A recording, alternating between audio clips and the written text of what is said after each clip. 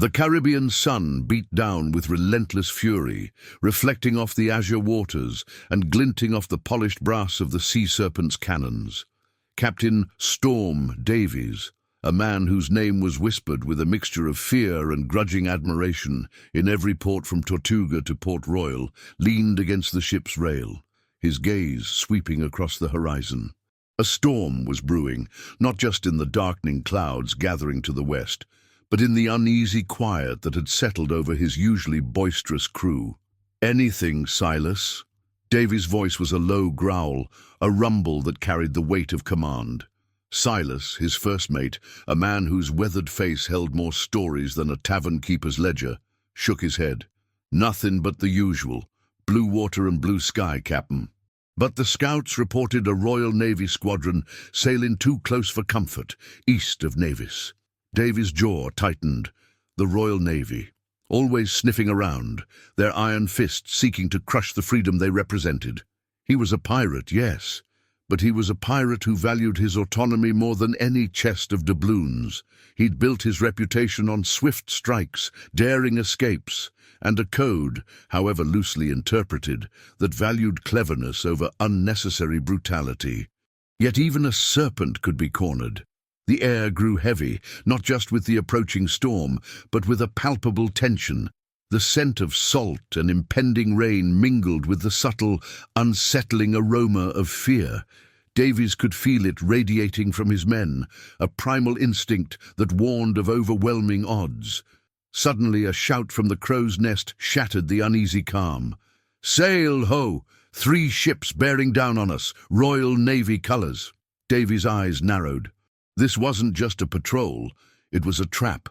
The 3 frigates, sleek and formidable, cut through the waves with a predatory grace, their sails full and their cannons bristling. His ship, the Sea Serpent, was fast and agile, but against 3 seasoned warships it was a defiant flicker against a coming conflagration. "All hands on deck!" Davies roared, his voice cutting through the rising panic. "Prepare for battle. Silas, ready the grape shot. We'll give 'em a taste of the serpent's bite." The deck erupted into a controlled chaos. Men scrambled to their stations, the clang of metal on metal, the shouted orders, and the snapping of sails filling the air. Davies drew his cutlass, the familiar weight a comfort in his hand. He was a fighter, a survivor, and he wouldn't go down without a fierce, defiant struggle. The first broadside from the lead frigate tore through the Sea Serpent's rigging, sending splinters flying and eliciting a chorus of groans and curses. Davies ducked as a cannonball whistled past his head, chipping a chunk off the mast. The Sea Serpent bucked and swayed, her timbers groaning under the assault. "They're herding us, Captain," Silas yelled, his face grim. "They've got us penned in against the reefs," Davies cursed. They had played him perfectly. The reefs of Isla Perdida were a notorious graveyard for ships, a labyrinth of jagged coral that could tear the hull of even the most skilled navigator. He'd always avoided them, but now they were his only refuge. "Hard to starboard!" Davies bellowed, taking the helm himself. "We'll dance with the devil himself if it means staying free!" The Sea Serpent lurched, narrowly avoiding a collision with a submerged coral head. The frigates, less maneuverable in the treacherous shallows, were forced to slow their pursuit, their progress hampered by the constant threat of grounding. Another broadside slammed into the Sea Serpent, this one closer, more devastating. A scream of pain from the port side told Davies they had taken casualties. He felt a pang of regret, but there was no time for sorrow. "We're losing her!" Silas cried, pointing to a gash in the hull that was rapidly filling with water. "She's taking on too much." Davies looked at his ship, his home, his weapon. He loved her, but he wouldn't let her drag him and his men to a watery grave. He made a swift, brutal decision. "Abandon ship!" he roared. "To the longboats! Every man for himself!" The crew, a mix of hardened pirates and desperate souls, scrambled into the small boats, their faces etched with a grim determination. Davies, however, remained on the deck of the sinking Sea Serpent, his cutlass still in hand. He wouldn't abandon her until the very last moment. As the frigates closed in, their cannons now silent, A new vessel emerged from the morning mist. It was a smaller, elegant sloop, flying no flag, but radiating an aura of authority. A single longboat rowed towards the crippled sea serpent, carrying figures that, even from a distance, seemed out of place in this lawless theatre of war. Davies watched, his heart a leaden weight in his chest. He had fought, he had gambled, and it seemed, for the first time in his pirating career, he had lost. As the longboat bumped against his listing ship and a figure emerged, silhouetted against the brilliant sun, he knew his freedom was about to be tested in a way he had never imagined. Lady Isabella Sterling stood on the deck of the Sea Serpent, the salt spray misting her elaborate sea-green gown. The air, thick with the smell of gunpowder and brine, was a stark contrast to the perfumed salons of London she had left behind. Her face, framed by dark, upswept hair, was a study in controlled composure, though her eyes, the color of a stormy sea, held a fierce, unyielding resolve. Her husband, Admiral Sterling, had been a man of rigid principles and formidable power, and it seemed some of his steel had been inherited by his widow. Before her stood Captain Davies, his dark, unkempt hair plastered to his forehead, his face streaked with grime and sweat. He was captured, disarmed, his swagger replaced by a tense wariness. He was, by all accounts, a notorious pirate, a rogue who embodied the very anarchy his late husband had sworn to suppress. Yet, as she met his piercing gaze, Isabella felt a flicker of something unexpected. A raw charisma, an untamed spirit that both repelled and intrigued her. "Captain Davies?" Her voice was clear and steady, cutting through the low murmur of the surrounding sailors. The Royal Navy officers who had escorted her looked on with a mixture of suspicion and awe. "I presume you recognize the colors of the crown." Davies offered a tight, sardonic smile. "As much as I recognize the glint of a trap, my lady. You led me a merry chase, only to present me with the King's finest welcoming committee." "Your defiance is noted, Captain," Isabella replied, her tone cool. "But your ship is sunk, your crew scattered. You are at the mercy of the crown." "Mercy is a rare commodity in these waters, my lady," Davies retorted, his gaze unwavering, "especially for men like me." "Indeed," Isabella conceded, stepping closer. The wind whipped a strand of hair across her face, and she brushed it away with a deliberate movement, "which is why I am not here to offer you the hangman's noose. Not yet, at least." Davies' eyebrows rose, a flicker of genuine surprise crossing his features. "And what do you offer, then? A chance to polish the Admiralty's boots?" Isabella's lips curved into a subtle, almost predatory smile. "I offer you a way out, Captain. A way to escape the gallows, to retain your life, and perhaps even a measure of your freedom." "Freedom?" Davies scoffed, a low, disbelieving sound. "A pirate's freedom is a fragile thing, my lady. Easily bartered, rarely kept." "And yet," Isabella continued, her voice dropping to a more intimate, conspiratorial tone, "I believe I hold the key to a rather unique arrangement, one that would benefit us both immensely."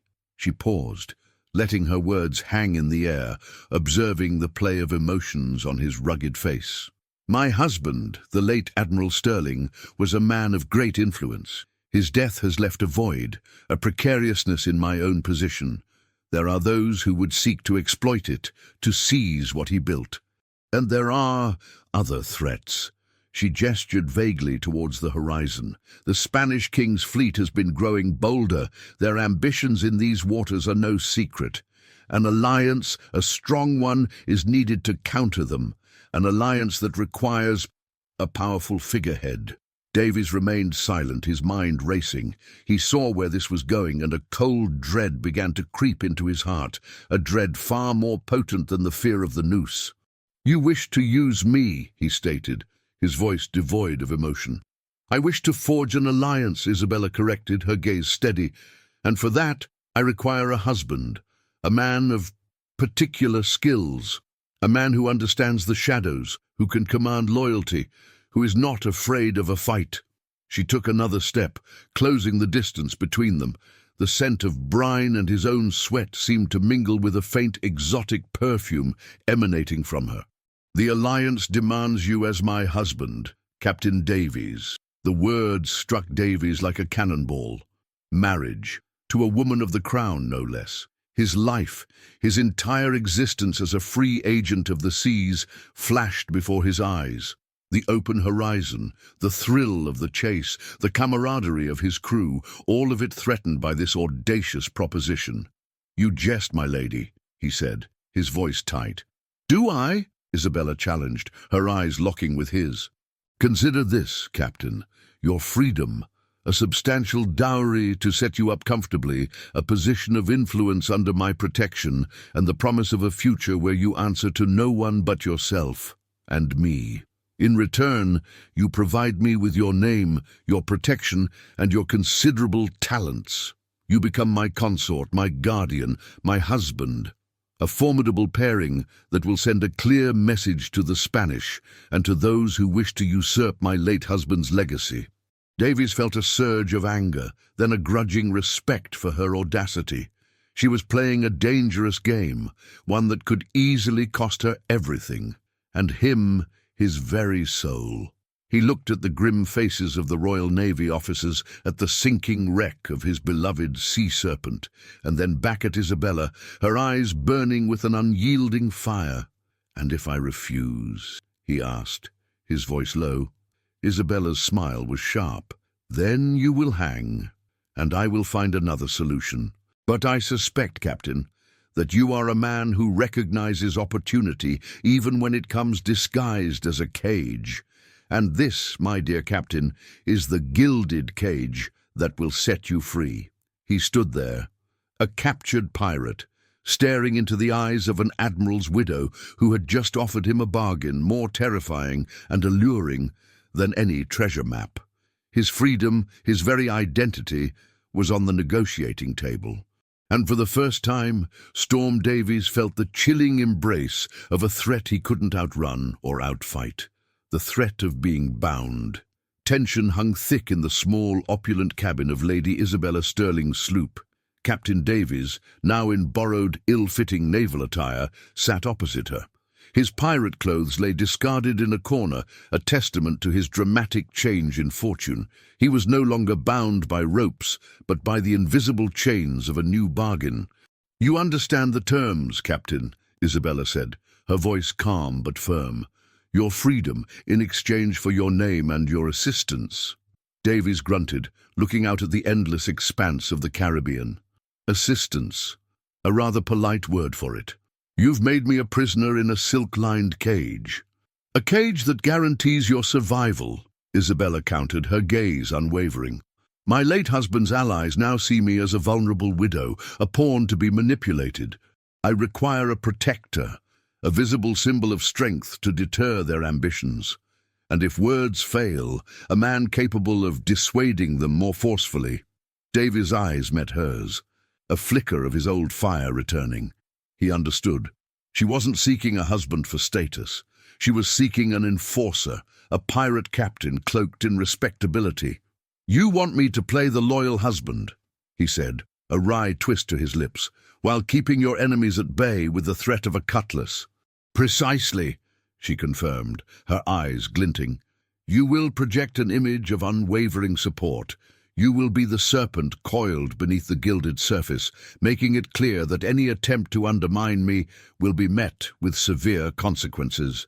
A slow smile spread across Davies' face. The familiar thrill of the challenge, the dance on the edge of danger, began to stir within him.